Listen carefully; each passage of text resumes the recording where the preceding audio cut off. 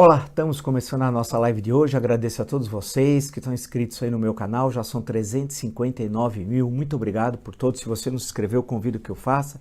Se conhece alguém e gosta do canal, convide. É fácil. Blog do Vila, Marco Antônio Vila. Ative as notificações. Utilize da página dos comentários. Coloque like no que vocês gostaram. E lembro também que no www.cursosdovila.com.br lá vocês encontrarão o primeiro curso de vários que vão ser oferecidos naquela plataforma. O primeiro é sobre a história da ditadura militar no Brasil. Bem, vamos lá, hoje é dia do trabalho, não é dia do Bolsonaro, porque ele é um mandrião. Mandrião não tem, né, há uma contradição antagônica com o trabalho, né? Então isso não tem nada a ver com ele.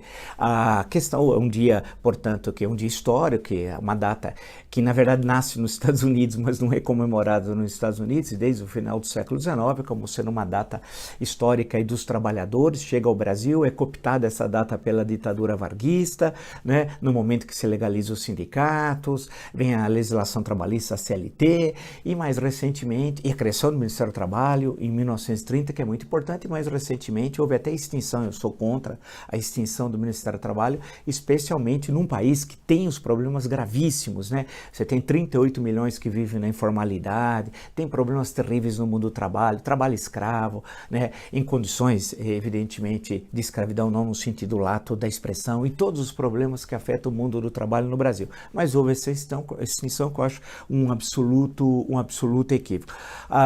Mas vamos lá então hoje fazendo um balanço. Bem, por um lado, 428 mortos é a notícia desagradável, mas todo dia, né, são notícias extremamente desagradáveis. Total de óbitos 6.329. É uma notícia ruim, muito ruim. A questão que se coloca é que o isolamento social está caindo muito rapidamente, e vai ser necessário tomar medidas severas. E por quê? Nós vimos o Dr. Wanderson na coletiva na semana passada, que está saindo do Ministério, porque ele é da equipe do Mandetta, né? Está fazendo a transição, mostrou que nós estamos terminando a 18ª semana e a crise vai se aprofundar até a 27ª. Portanto, teremos 9 semanas terríveis, mês de maio, junho e início de julho. E com essa quebra do isolamento incentivada pelo Bolsonaro, que age de forma criminosa e irresponsável, escondendo, mas vai ter de mostrar o exame, né, que ele está escondendo, a determinação da Justiça Federal por uma ação movida pelo Jornal do Estado de São Paulo, ele vai ter de mostrar, e provavelmente ele tenha contraído lá atrás o vírus, o coronavírus, tudo indica. Mas ou ele vai falsificar, porque é uma pessoa que não tem, evidentemente, como um psicopata, um bom psicopata, ele não tem qualquer compromisso com a verdade. Mas a situação é muito grave no campo da saúde. A tendência é que o ministro da Saúde ontem já disse que poderemos chegar em torno de 1.000 mortos por dia. Falou com a maior tranquilidade. Eu até tenho dó do senhor Taixe, porque houve uma intervenção militar dentro do Ministério da Saúde e ele virou um fantoche, né? Ele fala uma coisa e o resto do ministério fala outra, a mando do Bolsonaro, né? E o ministro da Saúde absolutamente é um fantoche, né? Tanto que ele, algumas vezes na fala você percebe que ele está defendendo o isolamento social, mas o conjunto do ministério fala o contrário. Eu pergunto para ele: senhor está manchando o currículo do senhor, você está fazendo papel de bobo, de tonto, né? Mas o senhor sabia que faria esse papel, tanto que o senhor disse que estaria alinhado no dia da posse com o Bolsonaro. E todo mundo sabe, e o senhor sabe, basta conversar com o Bolsonaro 3, 4 minutos ou acompanhar um pouquinho da política recente brasileira, que é um homem ignorante, despreparado, inculto, odeia a educação, é mandrião, não conhece, não estuda, acha que o coronavírus era um mosquito, que bastava ter o vidro blindado da lotérica, lembra? Que não passava. Ele não tem ideia do que é, ele desconhece, ele é ignorância em pessoa, né? E o senhor sabia, né? Quando o senhor foi antes de chegar a Brasília conversar com ele, você tem um retrato dessa pessoa, um marginal, tem linguagem de bandido, né? Porque ele conviveu com o submundo lá do Rio de Janeiro. Ele era amigo do capitão Adriano, aquele que morreu na Bahia. Precisa esclarecer, inclusive, onde está a mulher do Adriano, vai lembrar o parente, os celulares, né? Ele é amigo do Fabrício Queiroz, do Rony Lessa, que assassinou a Marielle Franco, né? As amizades, o círculo de amizades do Bolsonaro eram os criminosos do Rio de Janeiro. Por isso que ele tem jeito, vestimento, se veste igual um marginal, tem linguagem gestual de marginal e fala de criminoso. O senhor, portanto, que veio de uma outra esfera, reconhecemos, o senhor é uma pessoa estudiosa, tal, sabia quem ele era. E ao aceitar o cargo, sabia que ia ter de repetir, né, ipsis literis, o que esse cidadão criminoso, traidor da pátria, porque ele trai a Constituição, né, seguindo o mantra do Dr. Ulisses, quem trai a Constituição é traidor da pátria. E o senhor está se sujeitando a isso. E eu observei, o senhor está fazendo um papel absolutamente inútil, né? E o senhor está defendendo o isolamento, todo mundo dizendo o contrário. E ele agindo, foi a Porto Alegre, né, querendo cumprimentar, e os militares cumprimentaram assim. Ele não está nem aí, foi lá, abraçou o padre, né? E por aí vai. Ele descumpre sistematicamente todas as determinações. Estamos aguardando agora o exame que ele vai ter de mostrar pela determinação da juíza federal. E a situação, portanto, é muito grave. E ele vai causar um morticínio no Brasil. Portanto, a razão desse morticínio, quem é que conduziu isso? É o Bolsonaro, isso é inegável. E vai ocorrer agora, entre a 18ª semana, insisto, até a 27ª. E com essa quebra de isolamento, que se reflete 14 dias depois, como as autoridades já demonstraram tantas e tantas vezes para nós. E o que vai acontecer? Conforme a gente rompe, isso é importante, conforme a gente rompe o isolamento social, a gente estende a epidemia no tempo. E ao estendê-la no tempo, né, porque você vai possibilitando que o vírus se prolifere, né, tendo em vista que o isolamento é o único meio, não há vacina, não há remédio, você vai estender também a crise econômica no tempo. E nós teremos a crise econômica nesse ano a mais severa da história do Brasil republicano. E vamos estender também a epidemia. Portanto, a crise econômica deve-se não ao isolamento, deve-se ao Covid-19. Isso que precisa ficar claro. E o isolamento é a única arma que nós temos e que todos os países usaram. Então a gente tem de ver as experiências internacionais. E as experiências internacionais demonstraram isso, que não há outro caminho. Basta ver o que ocorreu, por exemplo, as experiências que estão ocorrendo nos vários países da Europa, né, para ver como é que isso foi enfrentado. E hoje o Brasil está seguindo Turcomenistão, Bielorrússia, é isso, Nicarágua, é essa nossa companhia, graças ao Bolsonaro, vírgula, o criminoso que está na presidência da República Brasileira. E essa questão do coronavírus e sua relação com a economia, com o desastre econômico, é uma questão que me parece central e que nós não estamos ainda dando a importância. Porque muitas vezes nós temos a mania no Brasil de olhar para o próprio umbigo. Nós temos a dificuldade de entender o mundo. E não é de hoje. Basta lembrar, por exemplo, dia 9 de novembro de 1989. O mundo inteiro, a manchete é: caiu o Muro de Berlim. Qual era a manchete no Brasil? No mesmo dia, Silvio Santos não será candidato a presidente. Bem, então você perceba qual é o fato fundamental daquele dia. Pô, era a queda do Muro de Berlim, o fim da Guerra Fria, que você pode simbolizar naquele dia.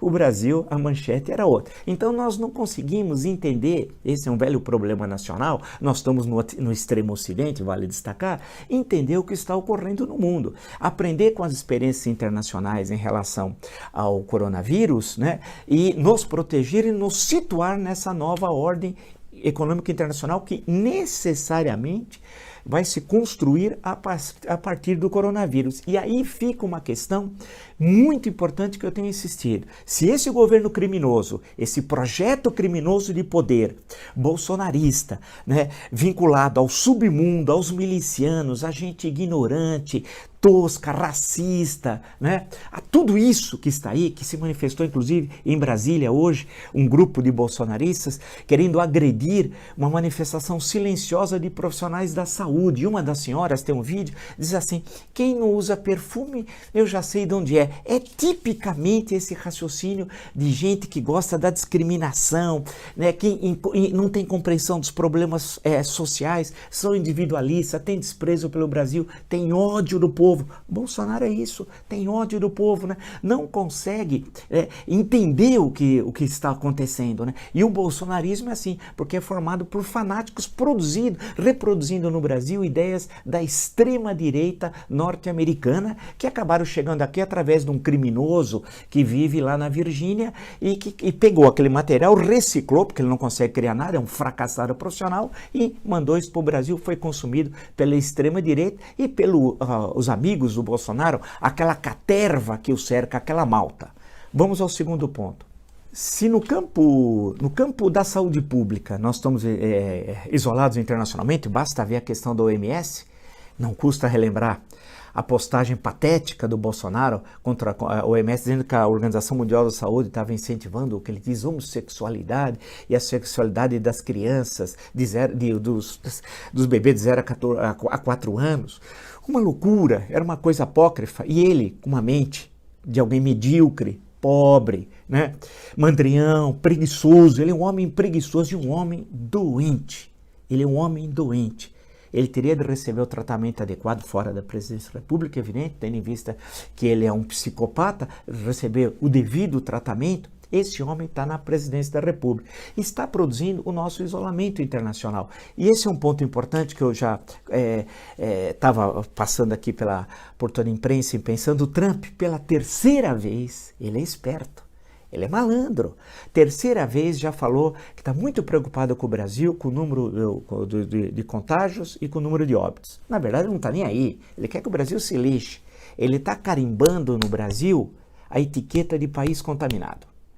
Primeira coisa, isso vai criar dificuldades para as viagens de pessoa física. Segundo, para empresas, os seus executivos, viagens internacionais. E terceiro, e mais importante de tudo, né, vai criar problemas para as nossas exportações. É isso, ele quer carimbar no Brasil a etiqueta de país contaminado. Terceira vez num prazo de tempo muito curto.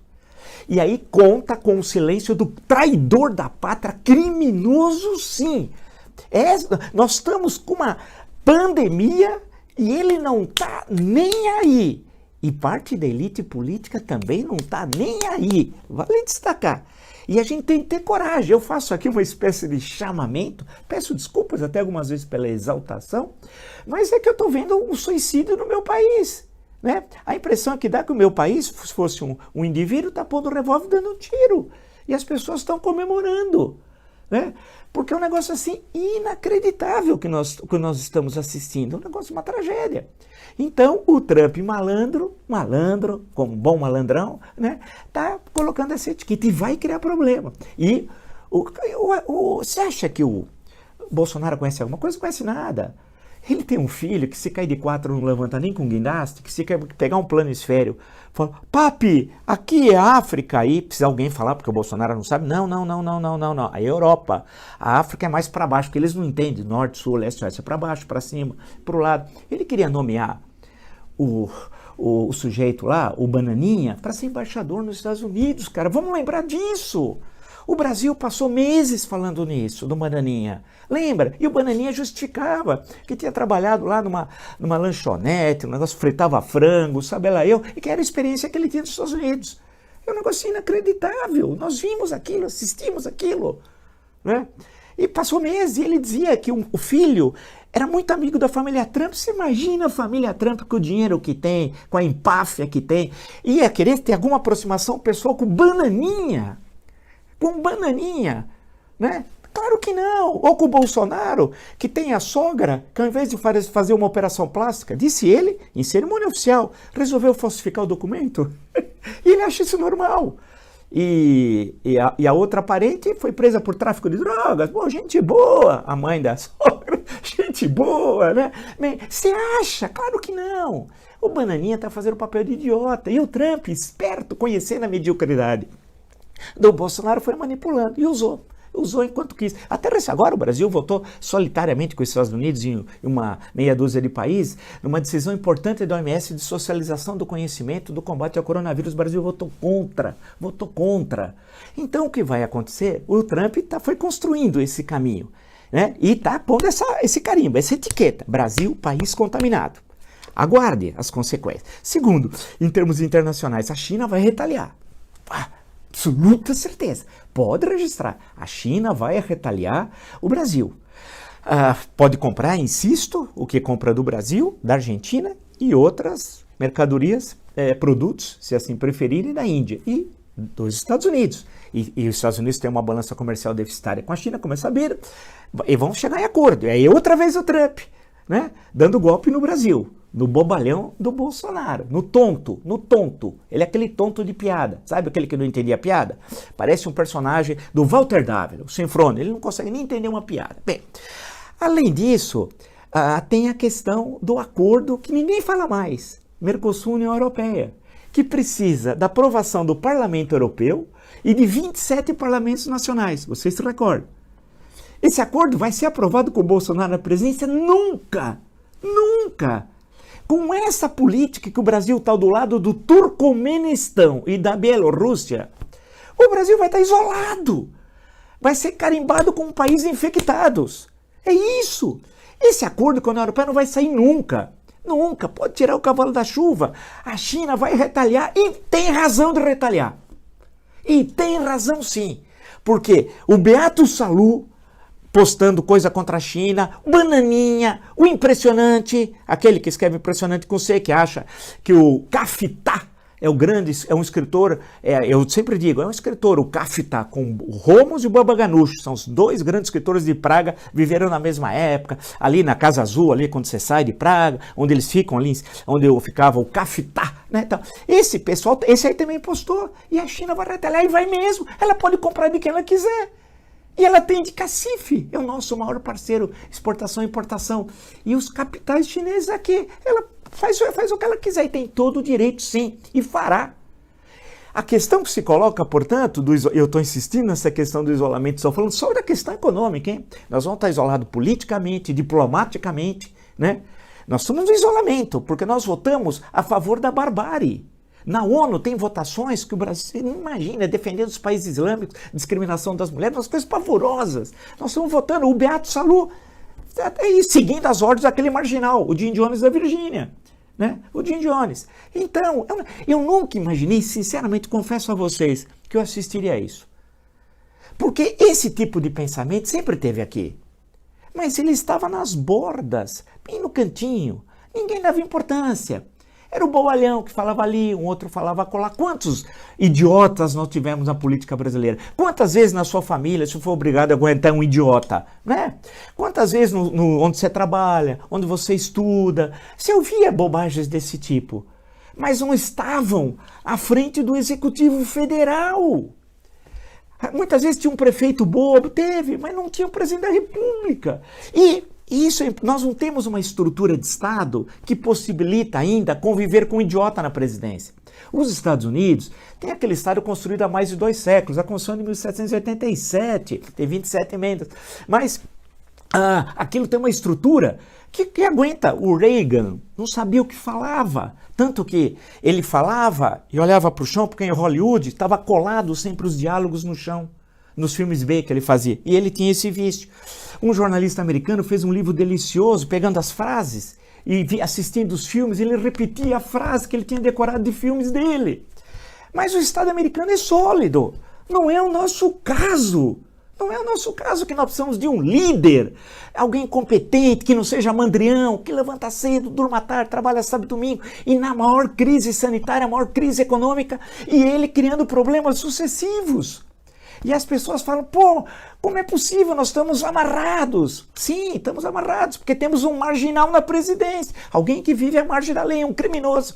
Aguarde os inquéritos no STF. Eles são fundamentais, os inquéritos no STF. Né? Alexandre de Moraes, Celso de Mello, porque aí vai revelar a Orcrim, que está no gabinete do criminoso Jair Bolsonaro. Tem uma Orcrim, que ele é chefe. E essa Orcrim tem uma malta e uma caterva ali, que filhos, gabinete do ódio. Olha, vou dar um exemplo de uma figura legal para vocês verem. O Sérgio Moro lê a entrevista Veja, hein? Vale a pena, hein? Onix, Folha de São Paulo, indica seu professor particular de inglês para ganhar 10 mil reais no governo Bolsonaro. Combate à corrupção! Combate à corrupção! O Bolsonaro roubava dinheiro de nota fiscal fria quando era deputado federal. Empregou 102 familiares, 102. Pagava a pensão do capitão Adriano para a ex-mulher e também para a sogra.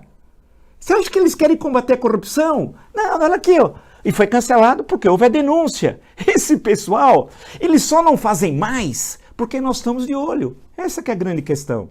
Esse pessoal, né? É isso. Agora, veja o que ele fez. Ele quer que a Receita Federal está pressionando a Receita Federal, que é importante para o país, muito importante a Receita Federal, para livrar a cara dos evangélicos, que devem fortunas para a Receita Federal. Quer dizer, para a Receita, esses pastores picaretas não têm dinheiro. Agora, para pagar televisão, eles têm, né? Então, deixe de pagar os canais e pague a Receita, que é o dinheiro de tributo, meu, seu, nosso. Então, ele usa a estrutura de Estado para proteger pastores picaretas, beuzebus ao cubo, né? Para proteger ele e sua família criminosa, para querer usar da Polícia Federal como uma espécie de janízaros, milícias, para falar uma expressão, vinha ao Brasil, saiu da Europa, milícias. Ele quer que seja o escritório do crime, mas a Polícia Federal não é. A Polícia Federal é uma instituição permanente de Estado que tem um papel importantíssimo no Brasil. E ele quer usar para quê? Para saber dos inquéritos que estão correndo na justiça. Ele quer ter informações privilegiadas do criminoso. Isso não pode. Está aqui. A impessoalidade, artigo 37, caput do artigo 37.